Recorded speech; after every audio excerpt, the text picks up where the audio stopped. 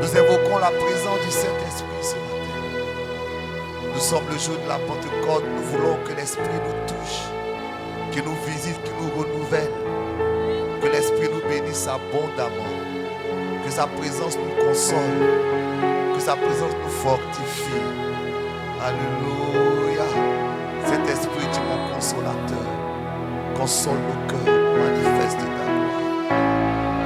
Shakabara basuku, mekibi shekibi sakabara wekibi suku, goarama shakabara basuku, goarama sikibi shakabara wekibi suku. Oh Saint-Esprit, viens descendre, descends maintenant s'il te plaît, touche nos vies, touche nos vies. Goa shakabara basuku. Tu as été Esprit de Dieu, Saint-Esprit viens, oh descends. Je louerai l'Éternel de tout cœur. Je raconterai toutes ces merveilles. Je ferai de lui le sujet de ma joie et de mon allégresse. Je chanterai son nom, je très haut.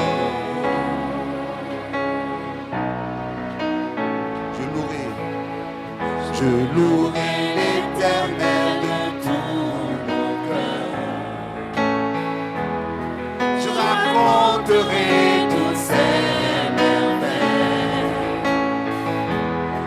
Je ferai de lui le sujet de ma joie et de mon allégresse. Je chanterai son nom, de très haut. Amen, je t'aime. Je t'aime, ô Éternel, tu es ma force.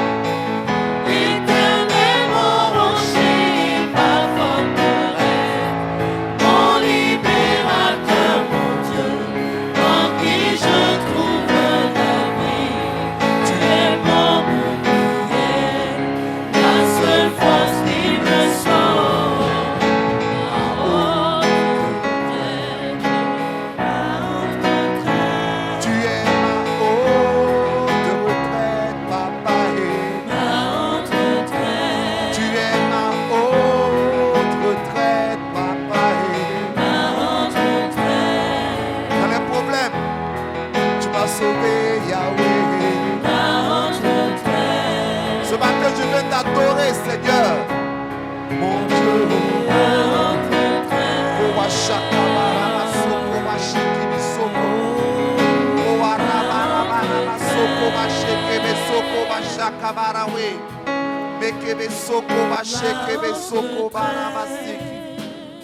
Dieu est fidèle. Lève les mains, dis Seigneur, je compte sur toi, tu es ma haute retraite. Quelles que soient les circonstances que je traverse, je me confie à toi, je me confie à toi. Je me confie à toi, Seigneur. Oh Seigneur, me voici devant toi.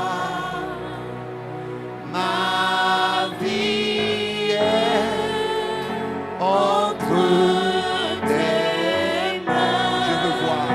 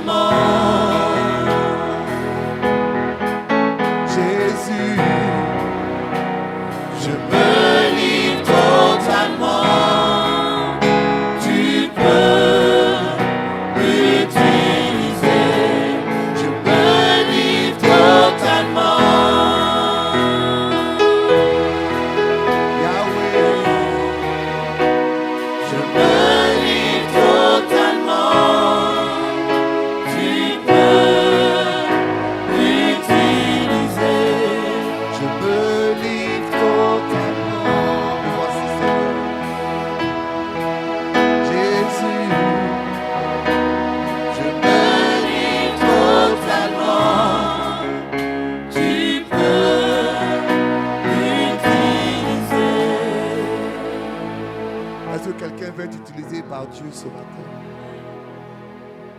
Vous lève la main et dis Seigneur, je veux que tu m'utilises, je veux que tu m'utilises. Je veux que tu m'utilises. Vous savez, nous sommes à la Pentecôte et nous voulons que l'Esprit descende. Mais Jésus a fait une promesse.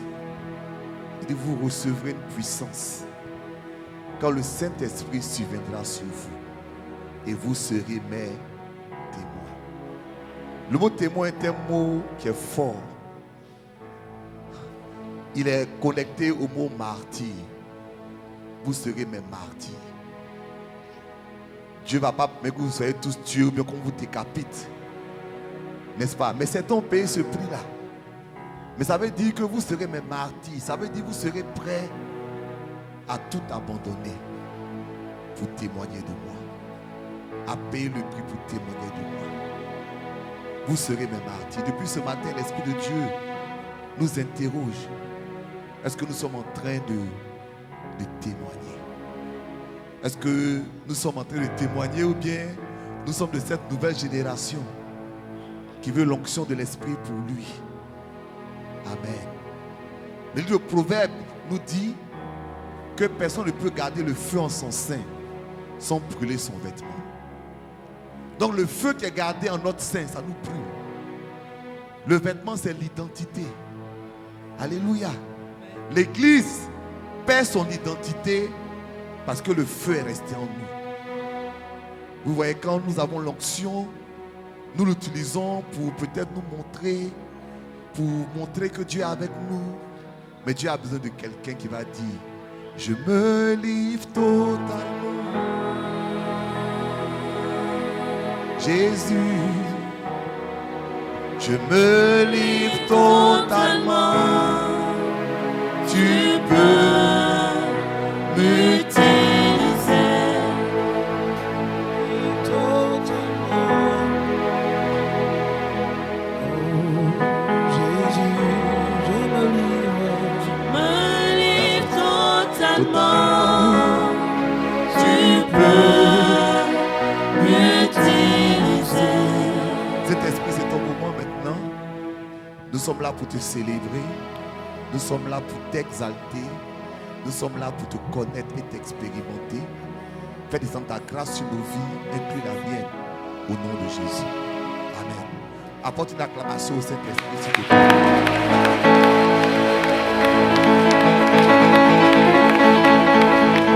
Apporte une acclamation au Saint-Esprit. Tu peux t'asseoir. Je te salue dans le nom de Jésus. Je voudrais te souhaiter une merveilleuse fête de Pentecôte. Voilà. La Pentecôte, comme je l'ai dit, se trouve dans la parole de Dieu, dans Actes des Apôtres. Vous pouvez lire à partir du chapitre 1 au chapitre 2. Et ça vient du mot grec. Vous voyez, comme par exemple, penta, ça veut dire 5 ou 50. Par exemple, le pentagone, ça veut dire un bâtiment qui a 5 côtés. Donc, Pentecôte, ça veut dire le 50e jour. Alléluia. Pourquoi le 50e jour? Parce que cette fête s'appelait Shavuot chez les Juifs. Et c'était la fête des semaines. Après la Pâque, il y avait 7 semaines. Et ces 7 semaines-là étaient une fête dont l'objectif était de célébrer le début de la moisson. Dis Amen. Dis début de la moisson. Donc quand l'Esprit de Dieu descend, ce qu'il veut dire, c'est que la moisson est ouverte. Il faut que les âmes se tournent vers Dieu. Et c'est pour ça le premier jour déjà, à la première prédication de la Pentecôte, 3000 personnes se sont converties. Le premier jour. L'Esprit n'est pas descendu un jour quelconque. L'Esprit est descendu un jour, tout le monde était rassemblé. Et la Bible dit que ce jour-là, les gens entendaient, les gens parlaient en langue, mais dans leur propre langue. Et quand l'apôtre Pierre a prêché, on dit que leur cœur a été touché. En anglais, on dit it was cut. C'est comme si on a coupé leur cœur.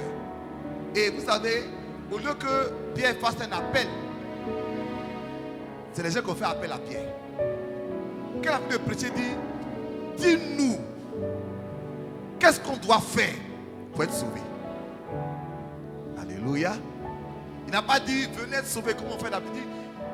On dit, dis-nous, on doit faire quoi pour être sauvé? Donc je prie pour que Dieu nous donne la même onction, le même fardeau, que ce peuple-là soit sauvé, la Côte d'Ivoire soit sauvée. Amen. Que tes parents soient sauvés, que ta famille soit sauvée. Amen. On va lire Jean chapitre 16, le verset 7.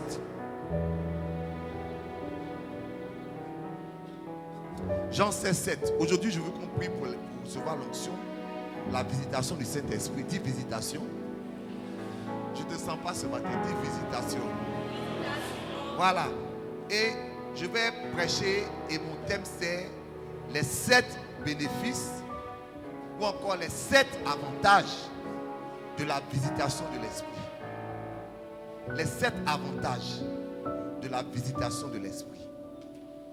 Amen. Dis visitation.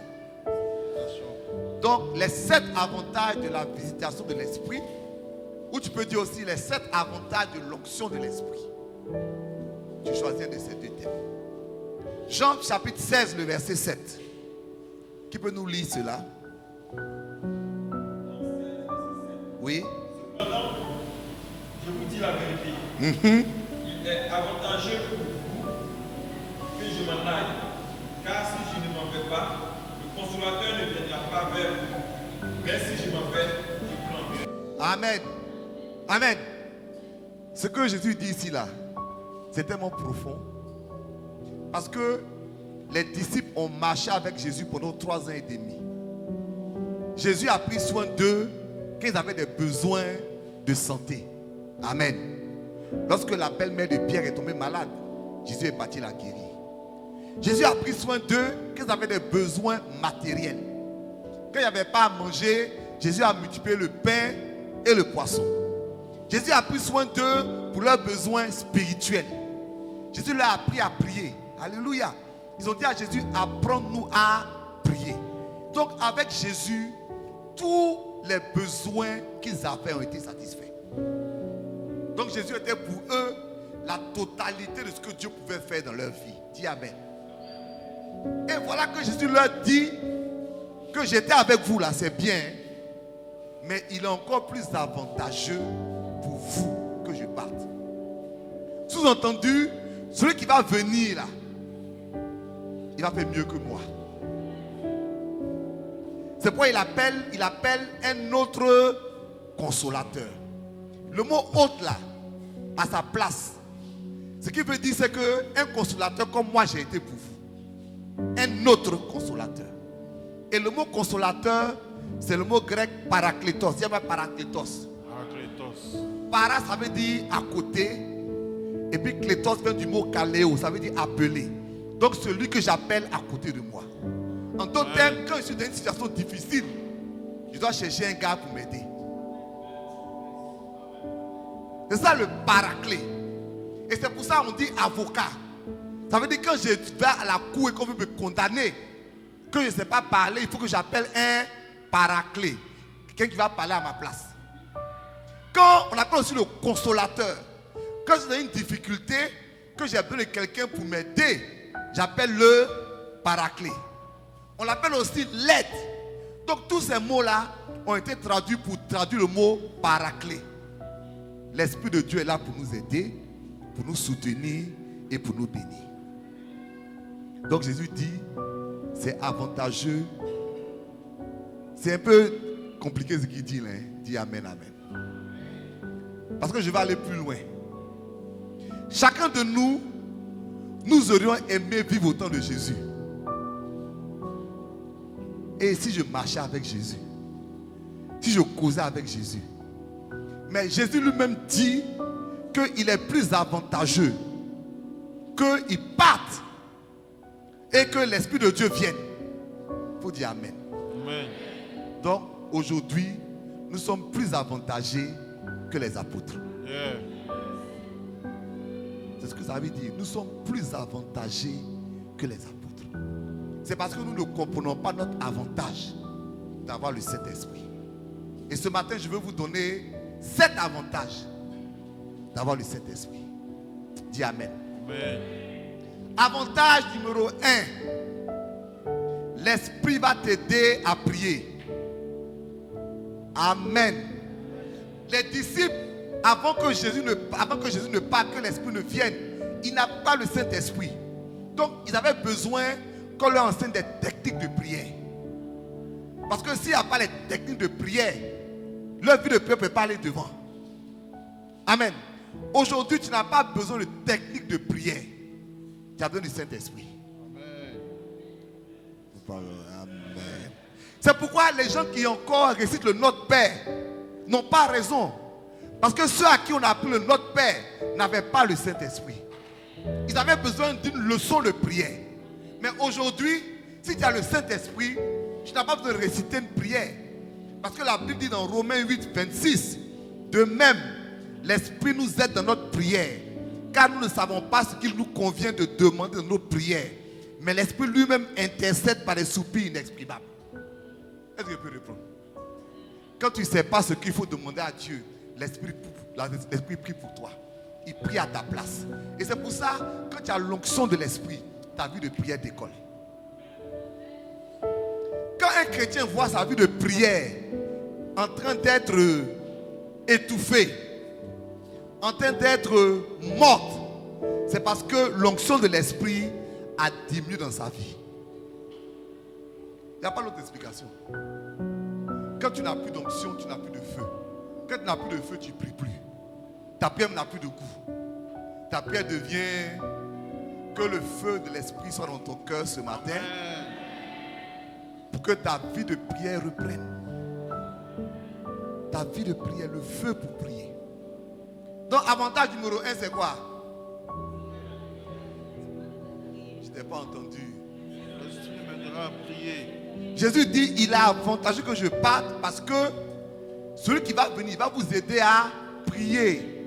Moi, je peux vous apprendre à prier, mais lui va vous aider à prier. Alléluia. Parce que apprendre, c'est une méthodologie, c'est une technique, mais il va vous aider. Parce que lui-même là, ce n'est pas votre technique, il va prendre, lui-même il va prier à votre place. Il va prier à votre place. Avantage numéro 1, il va t'aider à prier. Avantage numéro 2, il va t'aider à évangéliser. Amen. Jean 16, 8. Quand l'Esprit sera venu, il convaincra le monde en ce qui concerne le péché, la justice et le jugement.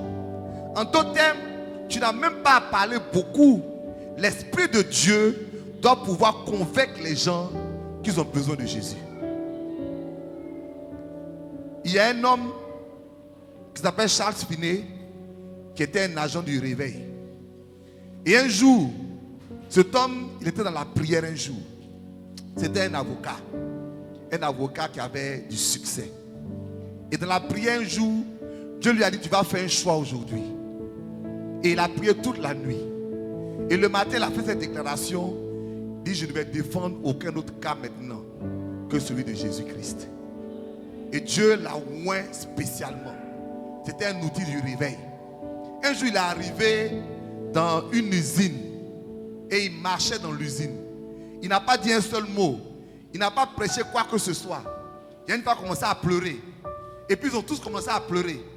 Et puis un qui s'est levé qui dit, homme de Dieu, tu veux nous convaincre des péchés? Il n'a rien dit. Mais la présence de l'Esprit a convaincu les gens autour de lui qu'ils ont besoin de Jésus. Que l'Esprit soit avec toi. Amen. Tu veux que ton papa soit sauvé, que ta maman soit sauvée, que tes frères soient sauvés, que ton mari soit sauvé. Souvent tu penses que c'est par ta force tu peux le faire. Avec ton énergie tu peux le faire. Même si tu as toutes les techniques possibles, si tu laisses l'Esprit de Dieu travailler, il va toucher son cœur. Avantage numéro 2, l'Esprit t'aide à évangéliser. Avantage numéro 3, l'Esprit te qualifie spirituellement. Tu peux lire dans 1 Corinthiens chapitre 12, à partir du verset 8. La Bible dit que l'Esprit de Dieu nous donne des dons spirituels. Ou encore des qualifications spirituelles. Amen, amen. Est-ce que tu es avec moi ce matin? Pour que tu serves Dieu, il te faut des qualifications. Parce qu'on ne peut pas servir Dieu avec nos qualifications naturelles. Ton doctorat c'est bien, ton master est bien, tout ce que tu connais est bien. Mais pour que tu serves Dieu, il faut que tu aies de nouvelles qualifications.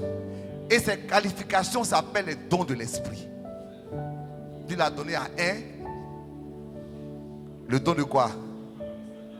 Sa parole de connaissance, sagesse, discernement des esprits, guérison, la foi, le miracle.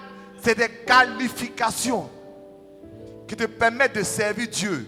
Et j'aimerais te dire qu'il n'est pas normal qu'un chrétien ait 0 don. Quel choc. Si tu as 0 don, c'est pas bon.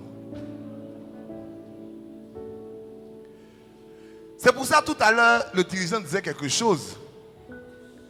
Et c'est tellement vrai. Quand nous nous convertissions dans le temps jadis, c'était simple, hein?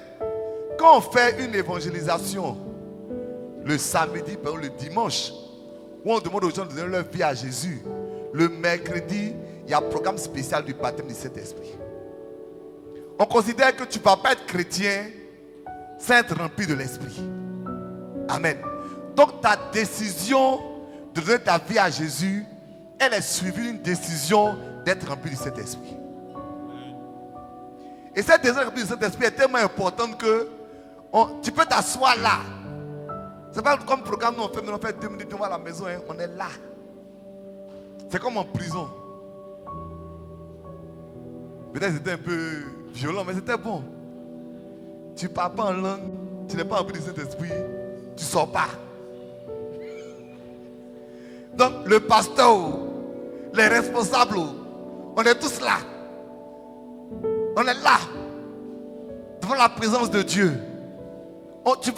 Et cette volonté, elle était importante. Parce que Jésus a dit quelque chose à des disciples. Il dit, ne partez pas. Avant de partir, il leur a dit, il dit, je vous envoie, je paraphrase, n'est-ce pas? Allez prêcher la bonne nouvelle à toute la création. C'est ce qu'il a dit. N'est-ce pas? Donc il a donné un mot d'ordre. Et le même Jésus leur dit après, ne partez pas. Je vous ai dit de partir, non? Mais pour le moment, ne partez pas. Il a dit quoi? Il dit, restez. Attendez. Jusqu'à ce que le Saint-Esprit vienne. Mais aujourd'hui, on n'attend pas. On n'attend pas. C'est-à-dire, parce que si tu as onction, tu n'as qu'à tomber. Si tu n'es pas tombé, c'est que tu n'as pas onction. Nous, on ne passe pas comme ça. Hein? Non, ce n'est pas. On est là. On est là, on prie. On prie. On va te secouer un peu peut-être, mais ce n'est pas mauvais aussi. Tu vas te fâcher un peu, mais ce n'est pas mauvais aussi. Ils vont crier dans tes oreilles, mais ce n'est pas mauvais aussi. De sorte qu'il y avait cette volonté d'être rempli du Saint-Esprit. Il y avait ce désir de manifester les dons de Dieu. Et c'est pour ça que quand tu as fini avec ça, tu vas forcément recevoir un don de Dieu. Pardon, dis Amen. Je sais qu'on peut rentrer dans un débat pour savoir parler en langue, pas parler en langue, mais la vérité, c'est que ce soit parler en langue ou pas parler en langue, tu dois recevoir un don de Dieu. Et si tu n'as aucun don de Dieu, c'est problématique. Alléluia. Et donc nous étions dans cette dimension-là. Et je veux que l'église retourne à cette dimension. Parce qu'aujourd'hui l'église est bien. L'église est bien. Vous avez un jour, il y a un pape qui a reçu un des évêques importants. Et ce jour-là, le pape a commencé à... Il y avait beaucoup d'argent. Il comptait l'argent. Il a dit à l'évêque, il dit, mon évêque, je pense qu'aujourd'hui l'église n'est plus au temps où Pierre pouvait dire aux paralytiques, nous n'avons ni argent ni or. Aujourd'hui là, on a l'argent et puis on a l'or. Et l'évêque a dit, mais malheureusement, on ne peut pas dire aussi au paradis comme Pierre, au nom de Jésus, lève-toi et marche. On a l'argent, mais on n'a plus la puissance. Que Dieu réveille l'église. Parce qu'aujourd'hui l'église a l'argent, l'église a la sagesse, l'église a des responsables, l'église a des personnes importantes. À notre temps, il n'y avait pas tout ça. Il n'y avait pas tout ça. On était tous des jeunes. Aujourd'hui, il y a des personnes importantes. Il y a des cadres dans l'église. Il y a des responsables. Nous bénissons le nom du Seigneur. Et où est-ce que l'onction est passée? Donc que Dieu nous aide. Dis à ton voisin, il faut que l'Esprit de Dieu te qualifie. Dis-lui bien, il faut que l'Esprit de Dieu te qualifie. Il y a jusqu'à 9 dons spirituels, mais ce n'est pas ça. Il y a jusqu'à 9 dons spirituels. Dans les 9 là, il faut attraper un. Il faut attraper un. Tu dis comment? Il y a un qui est déjà là. Que Dieu soit béni. Il faut attraper un. Parce que, quand on me dit, mais pasteur Paul dit qu'il faut attraper un. Parce que l'apôtre Paul dit la chose suivante. Il dit l'Esprit les donne selon son bon vouloir. Mais il ajoute après, aspirer au don. Donc je peux prier pour dire, moi je veux la parole de sagesse. Je peux prier pour dire, moi je veux le discernement des esprits. Je peux prier pour dire, moi je veux le don de guérison. Je peux prier, mais est-ce que nous prions pour ça? Non, parce qu'aujourd'hui là, on préfère percer, déchirer, posséder, arracher. Quoi? C'est que si on est là-bas, on est en haut là-bas.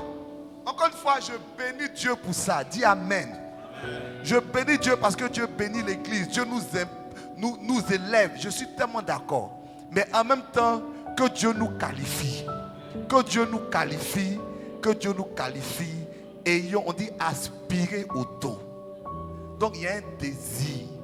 Il ne faut pas que je me satisfasse de venir à l'église et que je chante un peu dessus comme ça. Quatrièmement. Donc troisièmement, j'ai dit quoi? L'onction fait quoi? Nous qualifie. Quatrièmement, l'onction nous transforme intérieurement.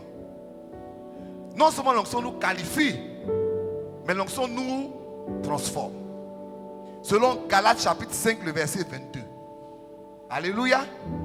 Il est dit, le fruit de l'esprit, c'est l'amour, la joie, la paix, la patience, la bonté, la bénignité, la fidélité, la douceur, la tempérance.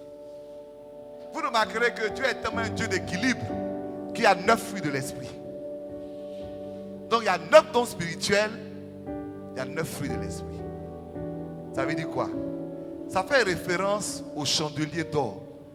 Dans l'Ancien Testament, l'Esprit de Dieu était représenté par un chandelier. Il y avait une branche principale, il y avait 3 bras à droite, 3 bras à gauche. Amen. Et sur chacun des bras, il y avait 9 fruits ici, 9 éléments là-bas. En d'autres termes, Dieu est tel que ce que tu manifestes extérieurement, Dieu veut aussi que tu le manifestes intérieurement. C'est-à-dire, en même temps, il veut t'utiliser, il veut travailler en toi en même temps. Et donc, quand tu laisses l'Esprit de Dieu travailler, le bénéfice c'est que tu changes de caractère. Tout ce qu'on a lu là, c'est précisément que tu changes de caractère. C'est ce que ça veut dire. Hein? Voilà, quand on dit l'amour, la joie, la paix, la patience, la bonté, la fidélité, la douceur, tout ça là, c'est quoi? C'est le caractère. Donc, si tu es loin,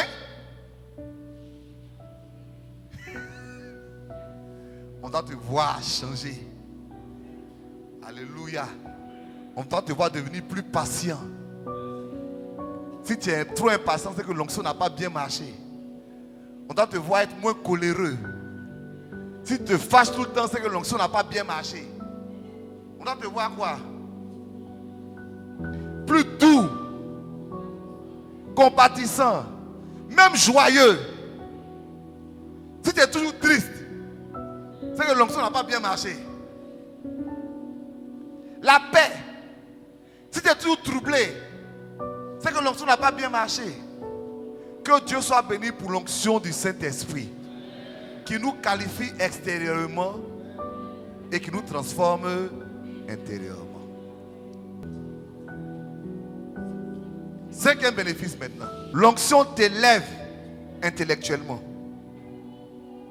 Dis Amen. Je lis dans Ésaïe chapitre 11 le verset 2. Et l'Esprit de l'Éternel reposera sur lui, esprit de sagesse, d'intelligence, de conseil, de force, de connaissance et de crainte de l'Éternel. Donc ça c'est ton cerveau qui s'élève. Il s'élève comment? Tu as de la sagesse, tu as de l'intelligence, tu as la force, tu as le conseil, tu as la connaissance. Et même la crainte de l'Éternel ici, c'est ta capacité à comprendre les choses qui plaisent ou qui te plaisent à Dieu. Dis Amen. En d'autres termes, pour simplifier, tu deviens plus intelligent. Amen. Donc, quand l'Esprit de Dieu travaille en toi, alléluia, tu deviens une personne plus intelligente. Alléluia. C'est pas la Bible dit tu me rends plus sage que mes professeurs. Parce que c'est pas seulement crier. Alléluia. C'est pas rouler et puis tomber. C'est l'Esprit de Dieu te donne d'être sage, d'être intelligent, d'avoir de la connaissance. Que la grâce de l'intelligence coule sur nos vies. 6e, l'Esprit te rapproche de Dieu. Romains 8,16, j'aurais pu donner beaucoup de versets, même arrêter à Romains 8,16. Il dit l'Esprit lui-même rend témoignage à notre esprit que nous sommes enfants de Dieu. Donc l'Esprit de Dieu te rapproche de Dieu. Alléluia. Quand tu laisses l'Esprit de Dieu être en toi, ton adoration change. Ton intimité change. Ta relation avec Dieu change. Je ne parle pas de la prière qui est demander quelque chose. Je parle de comment tu ressens la présence de Dieu. Alléluia.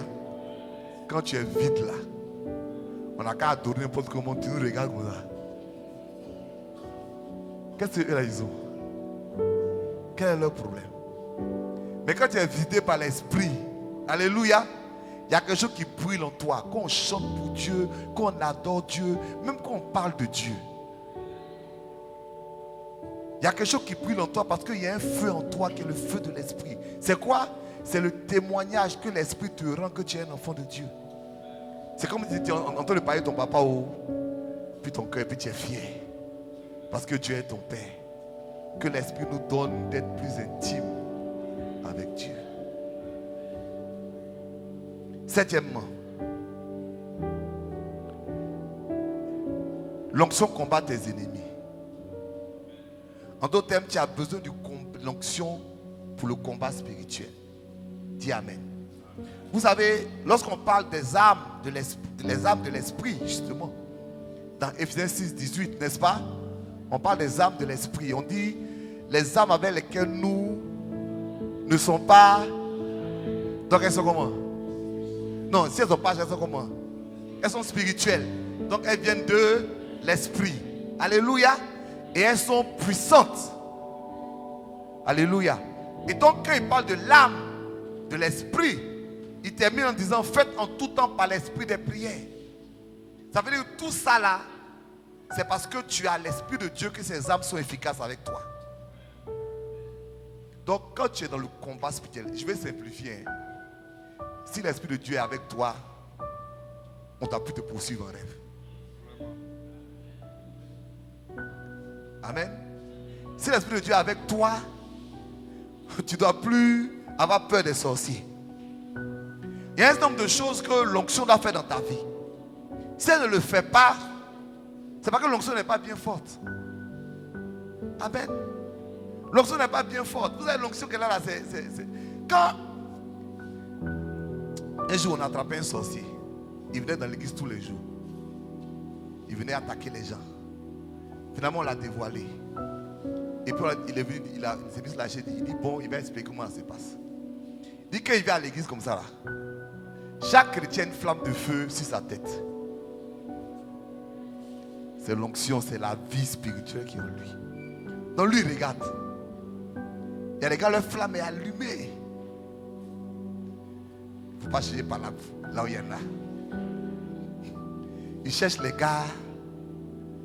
Il dit des fois la flamme est petite.